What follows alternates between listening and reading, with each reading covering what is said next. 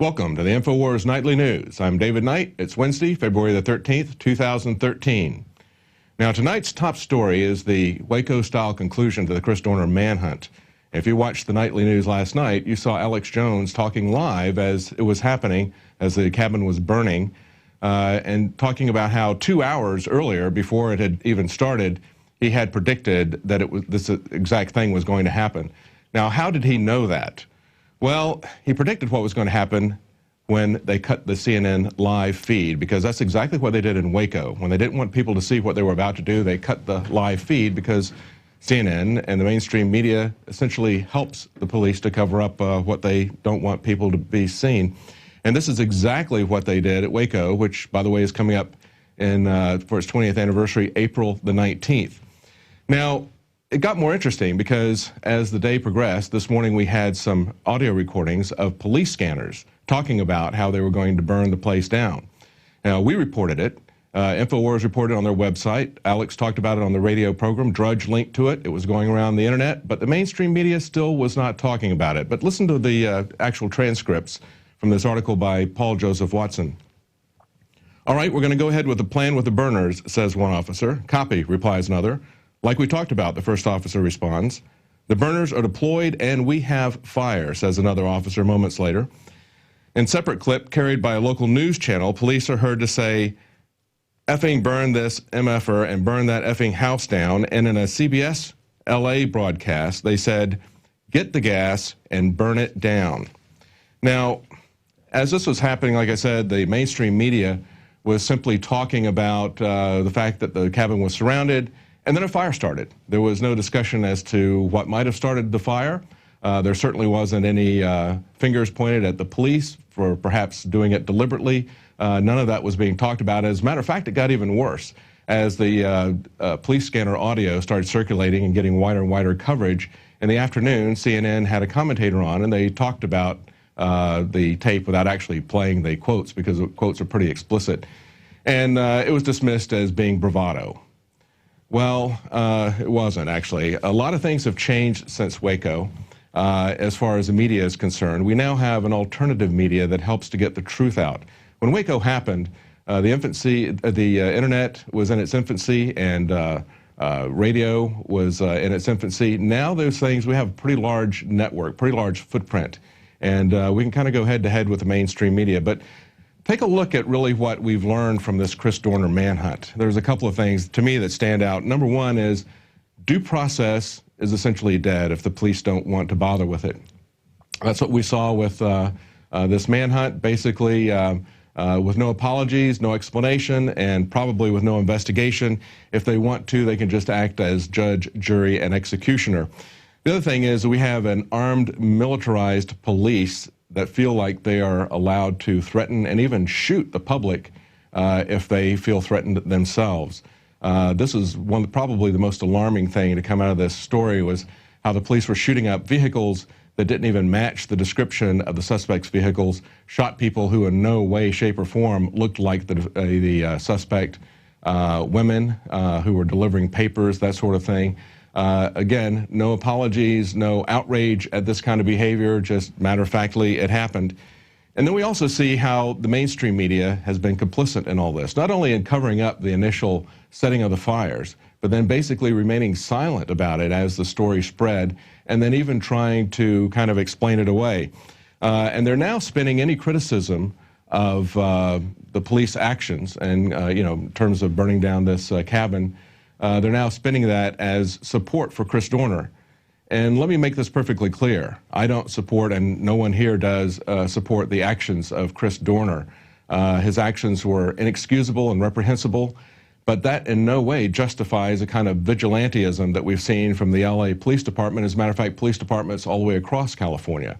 They have to take a higher road. They have to stay within the law. They have to be above reproach in the way that they handle things, and they have acted recklessly and carelessly as they were in fear for their lives.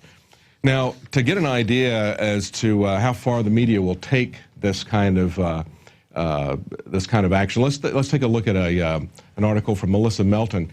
She asked, how many wallets with ID cards in them did Dorner own? his wallet has kind of taken on a traveling gnome status. Initially, The Guardian said that they had found his wallet inside the burned cabin. In the headlines, they said, in the body of the story, they said his wallet was found beside charred human remains. Now, the question is, if it was so intense in the cabin to burn it completely down and to char the human remains, how would they find his wallet intact? And why would it be beside his remains? Why would it be out of his wallet, out of his pants? The Washington Times also noted that after an intense hours-long fire, one official with knowledge of the police investigation who spoke on condition of anonymity said investigators found a California driver's license with the name Christopher Dorner on it, along with a wallet and various personal items inside the cabin.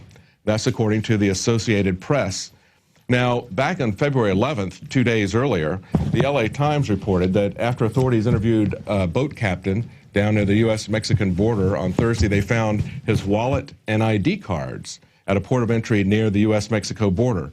Fox News also reported the same thing, that his wallet had been found near the border along with other ID papers. And if that isn't strange enough, a San Diego paper that also reported the border incident then said that a shuttle bus driver turned over Dorner's wallet and LAPD police badge and photo ID to the San Diego police after a passerby found them near Lindenberg Field. So, I mean, it's amazing that no matter how preposterous the stories are, the mainstream media never fact checks anything. They don't look at the contradictions inherent in finding his wallet in 3 different places. They never questioned the idea that his wallet could survive a fire like it was made out of some kind of black box material. They never questioned any of this. They just dutifully report whatever they're told, like a press release from the police. Now, in some different kind of incompetence we've got here, the TSA breaks a world-renowned cellist's $20,000 bow. The fellow said, my bow must have been moved out of its cover. The artist is Alban Gerhardt, a German musician. He said in an interview, instead of putting it back in, they just slammed the case shut and broke the bow that way over the bridge. Now, this is a rare bow that was made by 19th century German bow maker Heinrich Knopf, and it was possibly damaged beyond repair. Had an estimated value of $20,000. The TSA's response was, it's truly a shame about Mr. Gerhardt's bow.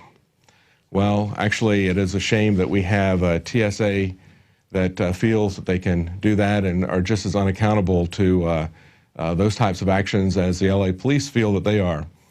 Now, if you saw the State of the Union address last night, you saw Obama call for indoctrinating children at an earlier age.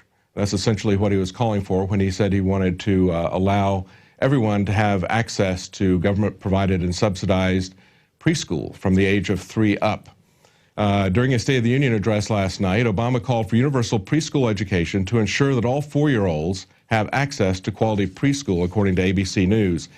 Now, Michael Tennant wrote, the objective is clearly to get as many children into the clutches of the state educational system as early as possible. Even though the government admits that Head Start is a dismal failure with only a few exceptions, teacher and classroom characteristics did not differ significantly between children in the Head Start group and those in the control group. And this is in a study in 2010. And I would finish with a quote from the article here. Karen DeCoster says, the confinement of children on the part of authoritarian figures who demand mandatory attendance illustrates how the federal public school system has become a security garrison with satellite detainment facilities. Moreover, yanking children from their parents and assimilating them into dumbed-down, draconian learning pools based on age, collectivizing their learning experience in a quasi-prison environment has not worked, and it will never be ideal for the vast majority of the children. Well, that has always, though, been the purpose of government schools. And we have an interview later on in this news report with someone who talks about what's happening here in the state of Texas with some new curriculum experiments. It has always been the purpose of government to get children as early as possible to separate them from their families and from their families' values. We saw it happen with Indians and the reservation system. They took them away from their parents and sent them away to be schooled in Western schools across the country. We've seen it in the writings of the people who founded the educational system in America, John Dewey and horseman, and we've also seen it as early as Plato's Republic, and we'll talk about all that in our interview coming up. Well, our quote for the night is from James Madison, one of the founders of our country, and he recognized, as most of the other founders did, the importance of history and the human nature. And he says, the means of defense against foreign danger historically have become the instruments of tyranny at home. And we're seeing that happen in our time because we have been kind of, had a kind of amnesia about what has happened in the past, as well as a real sheepish-like ignorance of human nature. So now what we're seeing is the same types of tactics and militarization and population control that we have used in other countries in wars where we have invaded other countries. We're now seeing that brought home. Well, we'll be right back after the break. We've got an interview, like I said, with Ginger Russell, and she's going to tell us what's happening in Texas, but it has implications for people across the country.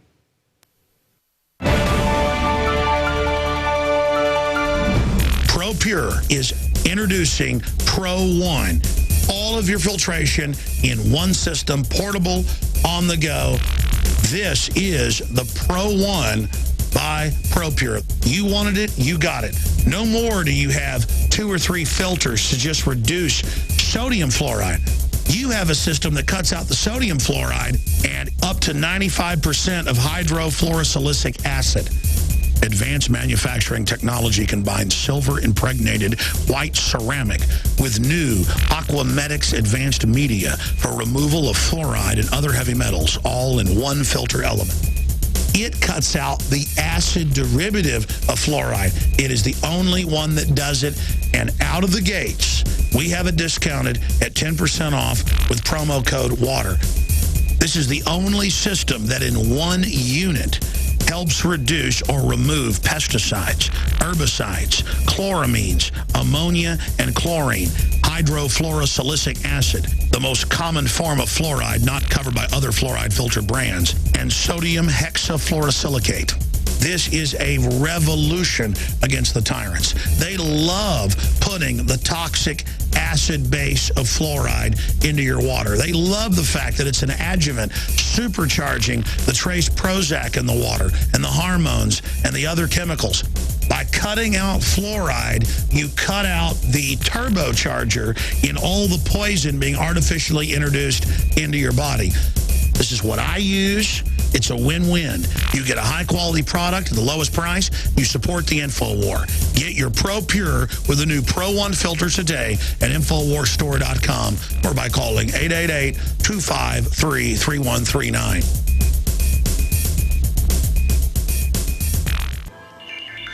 Alex Jones here with a message that could revolutionize health in this country. Going back about 1.5 years ago, I began to learn about the incredible health effects of longevity products. Aaron Dykes lost 92 pounds. We're going to show you some before and afters. Aaron, break down what happened, your story. I've worked really hard with diet and exercise to try to lose weight, but I just didn't get the results. It just didn't happen. Then I saw what you were doing with InfoWarsTeam.com.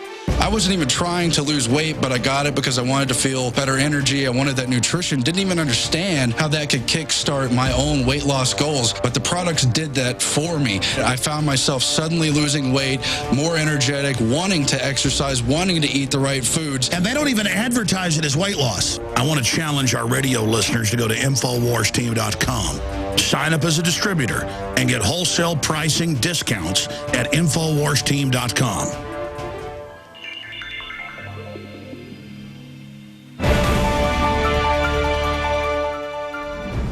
Well, many parents are concerned that Johnny can't read. But as Charlotte Isby pointed out in the deliberate dumbing down of America that we sell at InfoWarsStore.com, that's never really been the purpose of the government schools. The real purpose of government schools has been social engineering. Now, we have something here in Texas called C-Scope, and we've got someone who knows all about it, has been following this and exposing it. Her name is Ginger Russell. And although this is essentially a state story, I think this is something that's going to have implications nationwide. Ginger, welcome. Hi, thank you for having me. Thanks for coming. Tell us a little bit about this. Now, this is in about 80% of the schools in Texas. Tell us what you find troubling about C-Scope. Well, roughly between 70 and 80%. What initiated me of the controversy was my mother's a science author. She's written over 50-plus books, and she retired, and she was trying to tutor some children in a local school district in Marlin Independent School District in Texas. And they had no textbooks, and when she requested some lessons, they knew her from her reputation. They gave her one lesson, and she found so many errors with it that she requested additional lessons to look at, and they refused. All the way up through the superintendent, they wouldn't give her any lessons to help the kids. And remember, they had no textbook.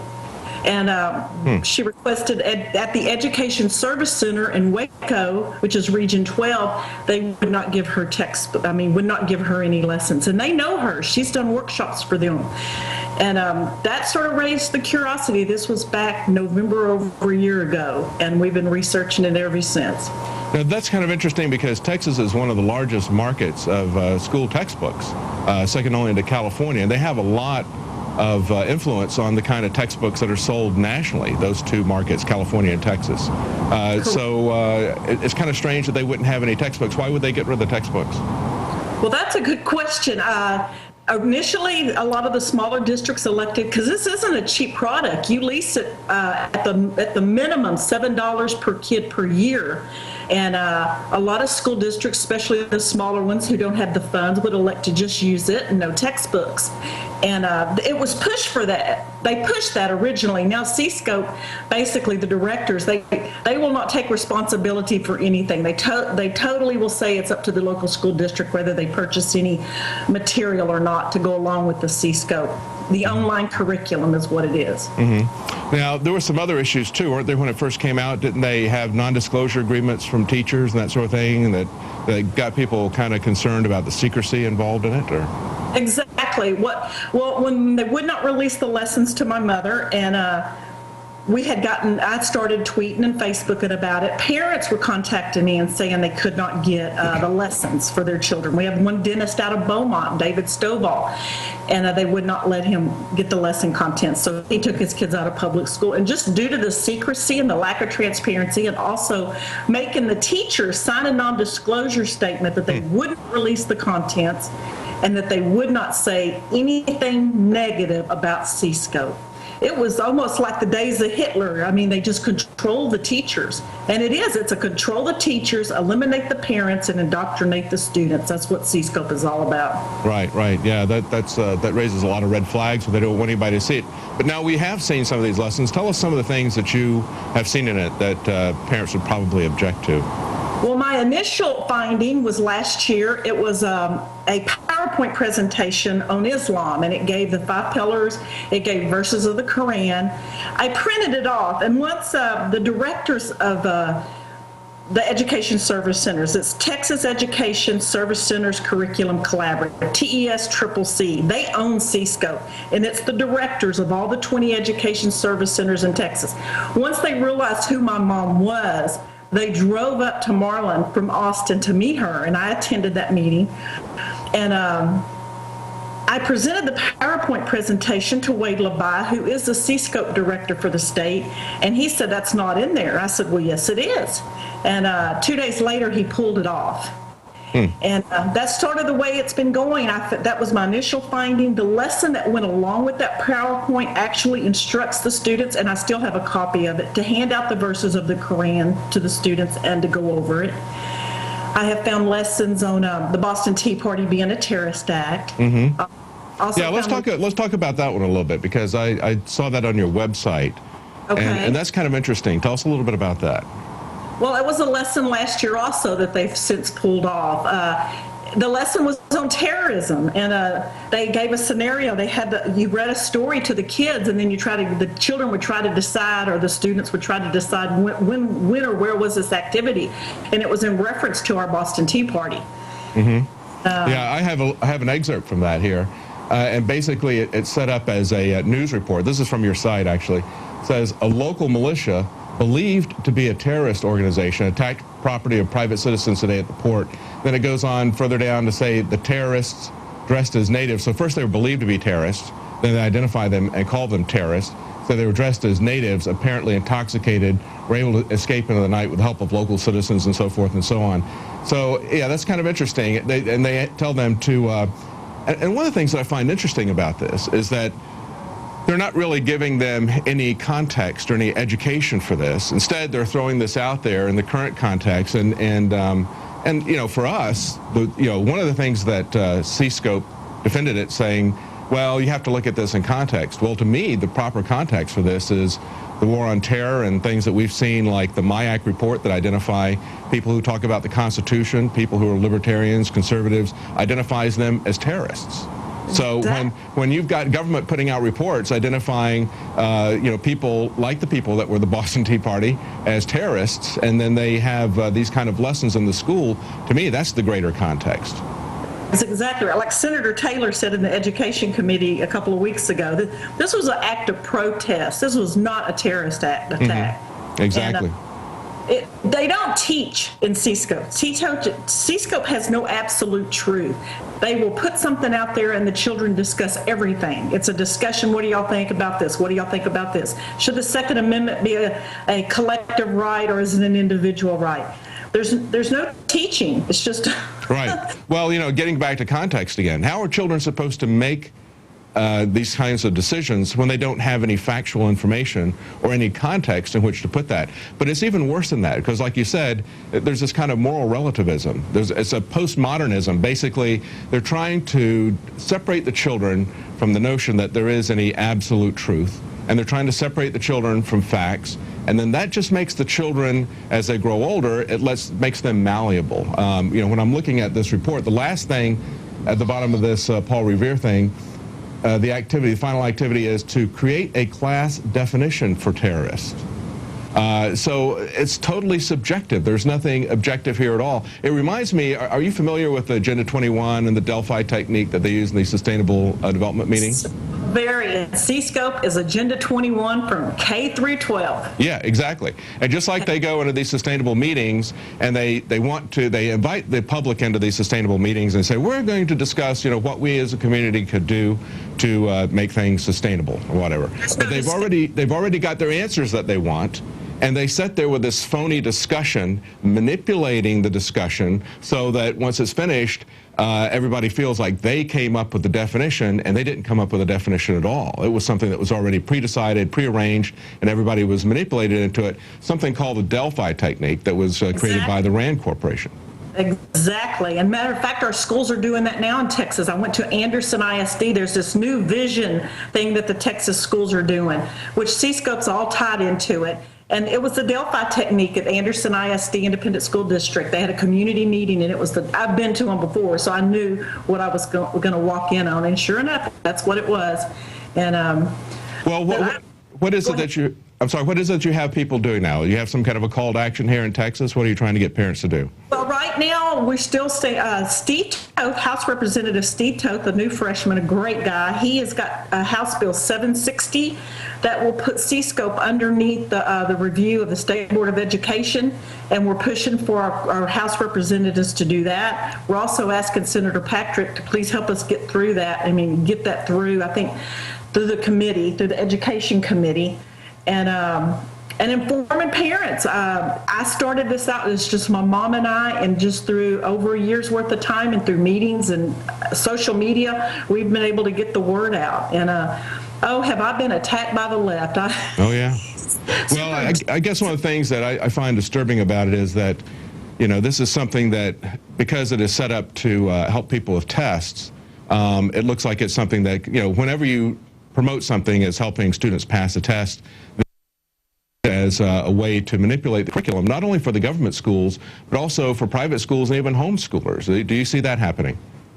I don't see it so much with the homeschool, and I was fortunate enough to homeschool my two children, which are grown now, but I have noticed that some of the private schools have bought this, some of the Christian schools, but I really think that they bought it innocently because the education service centers are pushing it as this wonderful thing that meets with the Texas TEKS, and I think some of them have purchased it on accident, and as long with a few public schools, but not very many. Some of the superintendents are in on this. I haven't quite figured out how, but they are. And well, as you mentioned, you homeschooled your children. I homeschooled my children. One of the reasons we did that was because we were aware that from the very early foundations of government education in this country, with John Dewey and Horace Mann and people like that, they were very clearly stated that it was about social engineering. And if you go all the way back to Plato's Republic, it was all about having compulsory tax-funded schools so the government could educate and control the children. We even see this with Obama's push last night in his State of the Union, where he's wanting to get more children into grades 3 and 4. Preschool, or I should say, at the age of 3 and 4. So, it's the sort of thing where they don't come at you initially necessarily as a mandate, and they're not mandating this for private schools, but there's this incentive, there's this carrot and the stick. You want your children to do well in the standardized tests, and of course the standardized tests are going to be set up for whatever this curriculum is that they're pushing. So it's an instrument of control that goes out there, and they offer this preschool to parents who are having difficulty providing child care because they're struggling economically. So they put them in this, and that gives them control of the children at a very early age. It's something very insidious. Yeah. I know. I went to a meeting on Monday night in Huntsville, and they mentioned that they have a school there strictly for 3 and 4-year-olds. I'm like, are we running a government daycare now at all of our school districts? Right. Well, if you go back, Plato wanted. He wanted to destroy the family, and he wanted women as well as children to be community property because he wanted everyone to see the government as their father or as their uncle, right? So, this is where I think a lot of the attacks on the family, which are coming through curricula like this, that you see is postmodern, is anti-family, is anti-Christianity. So you see this type of stuff trying to tear down any moral absolutes, trying to tear down any family connections that people have, making everyone essentially a ward of the state, a dependent of the state. It's a very serious thing. So. Exactly, and I'm just hoping that more people become in, because the newspapers, our newspapers, local newspapers, they will not carry it. Very few media outlets that we have will pick up the story and run with it. I have tried so hard. Even pastors, I can't get the pastors involved. Mm-hmm. It's just very disturbing to me that people are not waking up, and you can't. You've tried to find a means to let people know, and it's very hard. But thank you for doing that. And well, you have a website. It's C-Scope Review. Is that .com? That's .com, correct? TXCScopeReview.com. Mm-hmm. And what is your other website? You have two.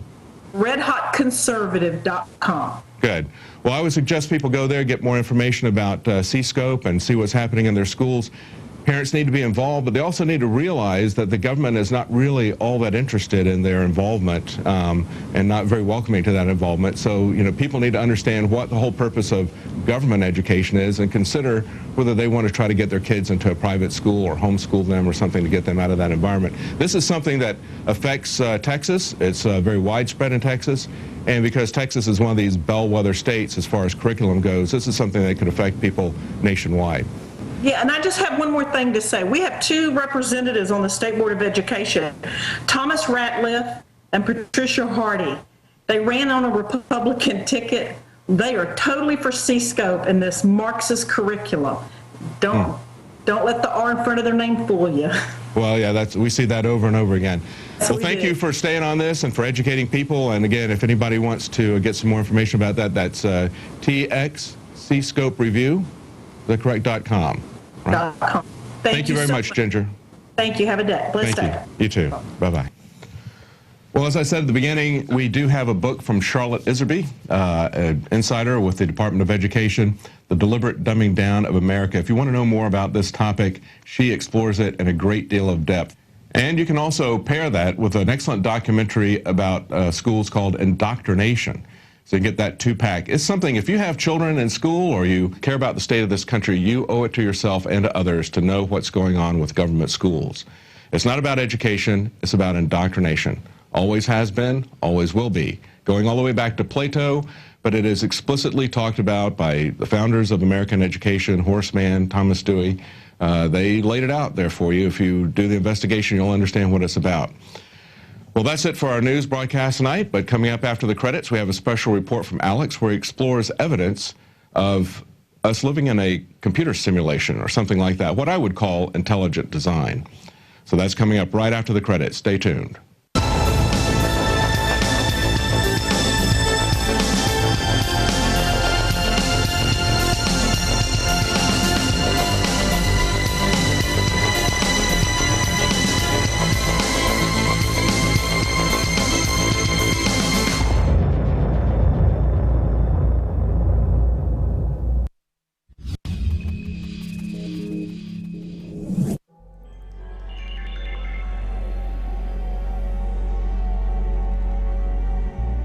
The mysteries of the universe, the age-old questions. Where did humankind come from? What is our ultimate destiny? The answers to these fundamental questions are hiding in plain view. We came from the universe. We came from all that is creation. We are part of the universe. We come out of this creation. The answer to the question of our existence is wonderment. The planet Earth is home to our species, orbiting a standard sun, 2/3 of the way out on the spiral arm of the Milky Way galaxy. Here you see a super galaxy, a cluster of galaxies. Each one of these a galaxy on its own. Hundreds of billions photographed by Hubble. And Hubble isn't even getting out of our backyard. We are in the middle of wonderment, the middle of incredible creation. Humanity has not even dreamed or the mind imagined the potential of our species. People say they want to travel to space as if it's some distant place when we are part of the universe, living on an incredibly rich and gorgeous planet. In the middle of a universe with hundreds and hundreds of billions of photographed galaxies, themselves containing hundreds of billions of stars and planetary systems very similar to our own. Our planet is like a grain of sand at an endless beach. But still, despite the fact that it's so tiny, all of our species' history has taken place on this globe. All the kings, all the tyrants, the heroes, the families, the little children, the discoveries, the passions that were felt. All of those experiences have taken place here on this planet. And though our individual lives are finite, we are connected to our ancestors and their discoveries, their triumphs, their misfortunes. And we reach forward into the future towards our future progeny. And as long as our species is not destroyed, we truly live forever. Of the countless species that have swum in the Earth's seas, flown in the sky, crawled across the plains, humanity is undoubtedly superior to them all. But that doesn't mean that we'll always be here. Hundreds of thousands of species have lived on this planet, sometimes for millions of years before their species disappears, often suddenly. All we're left with is their fossils, snapshots, shadows of what they were. Look at this fantastic fossilized dinosaur skull. Was it the inspiration for the space jockey in Prometheus? Truth is stranger than fiction. All of the thousands and thousands of fantastic species, humanity needs to understand that our existence is just as fragile. Scientists hotly debate whether it was a meteorite, a comet, or other outside threat that destroyed the dinosaurs. With humans, our main threat is ourselves. We've had the power to do it for more than 60 years. And every day we see different scientific installations having disasters. We are the equivalent of gods to Stone Age men. And we can't afford to make the mistakes they made because we will destroy ourselves with the technologies that we have developed. So far in our history, technology has been neutral. It is a promising tool that could allow us to grasp an infinite future. But at this time, the entire development of these systems is in the hands of the globalist, super predators who have a lustful disdain and hate for humanity. Globalist social engineers openly talk about the population of the planet like we're little animals in petri dishes to be manipulated, to be controlled, to be tested upon. Foster children and U.S. military personnel have had chemicals, biologicals, and radiologicals tested on them for more than 60 years because the elite believe that they're nothing but unconscious animals. I'm asking humanity to realize that a very small group of inbred, unhappy, twisted, and wicked people have seized control of human development and are attempting to establish a total control system of technocratic surveillance and dehumanization. It is now that we must begin to struggle against their bureaucracy, fighting their 1984 system with liberty and freedom and enlightenment and truth until the levers of technological development are leveraged from the hands of the globalist, humanity has a very dark future. The real threats facing humanity are not the fake environmental threats that Al Gore and the UN bring you. They are unchecked cross-species genetic engineering. Tens of thousands of biotech companies, universities, and governments randomly splicing viruses, bacteria from plants and animals, and then injecting them into other animals. This is already giving rise to mutated viruses and bacteria and a irrevocable vandalization of the genetic code of the planet. High-tech chemical and, most importantly, biological weapons development. Unchecked nanotech, the artificial creation of black holes, antimatter weapons that the Air Force admits they've developed, and new viral vaccines coming out that re-engineer the brain by attacking certain ganglion systems so that you can no longer feel emotions. We've seen one of the biggest mutual funds, Fidelity Investments, come out and talk about synthetic biology. Within 50 years, we may have invented more organisms in the lab than we've identified in nature. It's synthetic biology, and it could be the defining technology of the 21st century. And how within just a few years, they're going to overwrite every major life form on this planet without asking you. That's 1 trillion times what Monsanto does, planting their crops next to yours. Their crops then infect your crops, and they come and charge you with copyright infringement when they polluted your property. All of this is being rolled out now. We are under a massive and sustained offensive by the technocratic psychopath guild known as the New World Order to fully dominate and wipe out most of humanity so they can control the next phase of our development. The United Nations, Ray Kurzweil, all these different transhumanists openly say that they're not giving anybody a choice, that they're going ahead in this attempt to evolve humans and merge us with machines.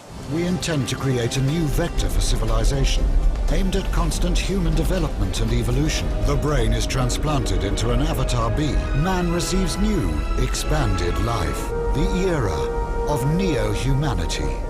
And they believe that they know what the outcome is going to be without even having a public discussion. They believe that they govern the future evolution, as they call it, of our species.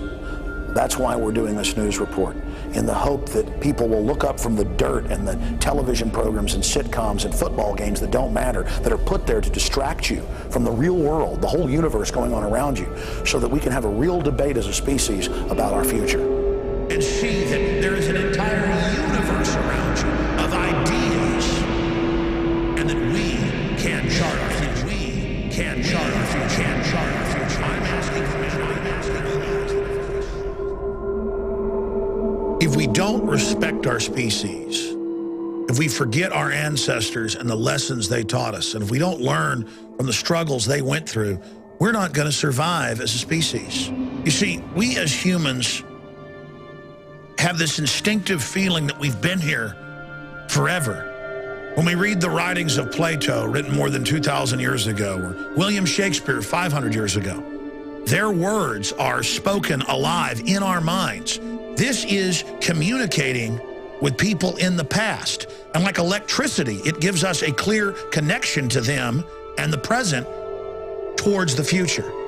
That, my friends, is magic. And that's why our species is timeless. Why have all human societies going back thousands of years scraped their names on tree trunks or on cave walls?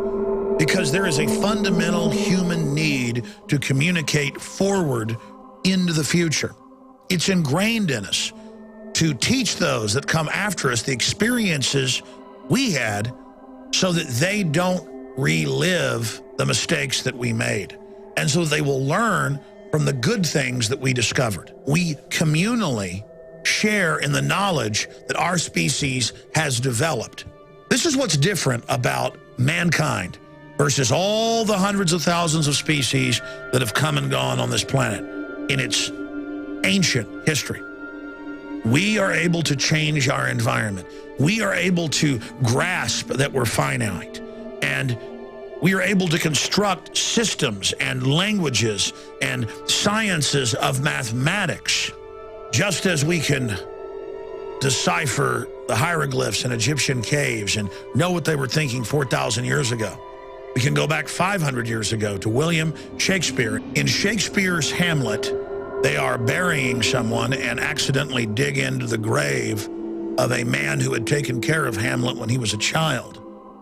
And Hamlet, in awe, looks at the brow ridges and the face of the skull that was his childhood babysitter and says, I laughed at your jokes. You carried me on your shoulders 1,000 times, and now look at you.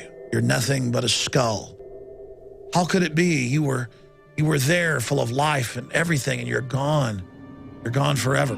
But he's not really gone forever, because just as William Shakespeare's words continue on, your knowledge, discoveries you make are passed on. That's what's so amazing about humanity. We can argue all day if there's life after death. But I know one thing, we're alive and sentient right now. And ideas that we develop, art that we create, lives on forever. And even if you don't believe in God, look at the beauty and the majesty of the universe. The universe doesn't make junk. And so don't ever think you're garbage. Don't ever let the system make you feel insecure and hollow inside, hoping that you never advance in your hierarchy of needs. They want to keep you stunted while they live and we sleep. While they are conscious, while we are in a dream state. The planet's social engineers openly talk about us as animals, and they see the society they've constructed as an artificial habitat meant to keep us from ever discovering the wider, real world. It's time to really get outside the box. It's time to realize the wonder that's all around you. If we go back to the Greek philosopher more than 2,000 years ago, Plato, he wrote an allegory or an analogy of people chained inside a cave. Their only reality is images dancing on a wall, a puppet show in front of a fire. And one of them is able to break out and go up to the surface and sees deer and the sun and the moon and the whole world and tries to come back and warn people. And they say, hey, shut up. We've got a lot invested in this mirage. We want the mirage, not the real thing out there. It is our job to try to break people out of this matrix and to see how incredible and magical this universe and this world is. And to realize that we have value. We're special. What do we see through the controlled corporate media? That humanity's a disease, that the world would be better off without us. Too many kids are what's making the planet worse. Human beings are a disease, a cancer of this planet. It looks like you've got a case of the humans. Bad humans. They multiply over 300,000 a day, consuming anything that crosses their path. The establishment is preparing us with a psychological race consciousness memory that we're trash and that we're bad and that we shouldn't have a survival instinct. Earth is just the start. Who knows what's next? They are openly preparing to release biological weapons to reduce the population. This is the real development, not sitcoms on television. The real world is going on around you while you're turning your life over to a television that is literally programming you. Think about what the social engineers feed us. Every television ad, every big blockbuster film has messages crammed into it. You have men going and fantasizing that only Batman or the Incredible Hulk could defeat threats, not the average person. That sports icons are all that matters. And that we're all basically garbage and only this Madison Avenue Hollywood system matters, when it is only a tiny part of the overall spectrum of life going on this planet. And it's a facsimile. It's a prosthesis. It's a fake. It's a fraud. Consciousness is unspeakably incredible. The real world is an infinity more valuable and fulfilling than the fraud that is mainline television and all of these films and this dumbed-down culture that seeks to keep you shuttered inside the cave, to make you feel small and to make you feel like you need the images they project on the wall more than you need the real world waiting right up those steps on the surface. And even when you make it to the surface out of the cave, you're only here on this planet, and outside of it is the larger cave. and still more. You must leave one box and then leave another and still leave another. This is the human experience. This is the electric magic and the wonderment of consciousness and being awake. The doors to the universe and to things we can't even imagine are standing open to us. Don't let their false paradigms and false roadmaps be injected like viruses into your mind. The dreams of your ancestors, the dreams of the universe, the dreams of everything wholesome and good flows like living water out of the space-time continuum. Beauty is all around us. The wind in the trees in the summer, the sunrise, moonset, the ocean, seagulls. When you were a child spraying a water hose up into the sky and looking at the droplets like they were jewels in the air. Your children, your grandmother, your grandfather, feeling that first gust of autumn wind on your cheeks, looking up and seeing the stars at night. Everything is a miracle. The fact that you can recognize beauty, the fact that you know when something is wholesome and good, shows that you recognize what is beautiful and wholesome in the universe. You resonate with the good. You recoil from the bad. And because the bad seizes control of the power structures so that it can unnaturally thrive and operate, you pull back saying, ooh, I don't want to go there. I don't want to resist them. But by doing that, you turn the world and the universe over to evil. We cannot allow the planet Earth to become a beachhead of the satanic forces that have bred here. For every action, there's an equal and opposite reaction. And there is incredible beauty and creation and power and mission and destiny on this planet. This is an amazing place. And that's why the forces of evil are here as well. And we are in a struggle, not just for this planet, but in the universe around us. Think how far humanity has come in the last 6,000 years. Think of where we could go. As the Bible says, the ear has not heard, the eye has not seen what is in store for us.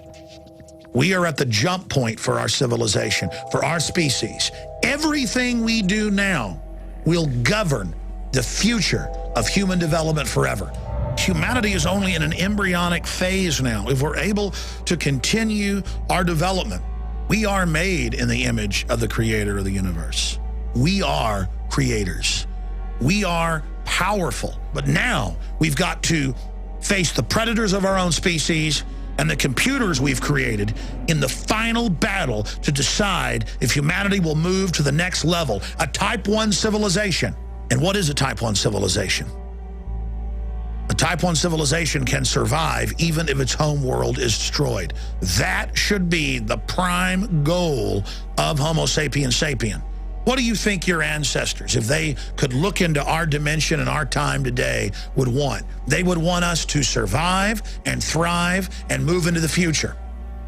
That's all past generations wanted, was for their children and progeny and their clan to live.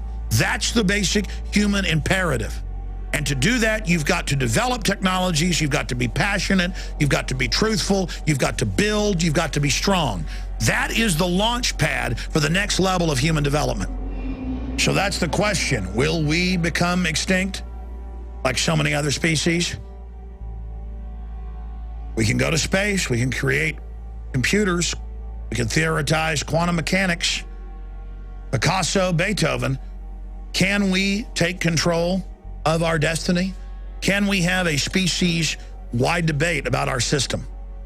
Or is death of humankind all that's waiting in our future? That decision, to a great extent, depends on you. So the ball is in your court.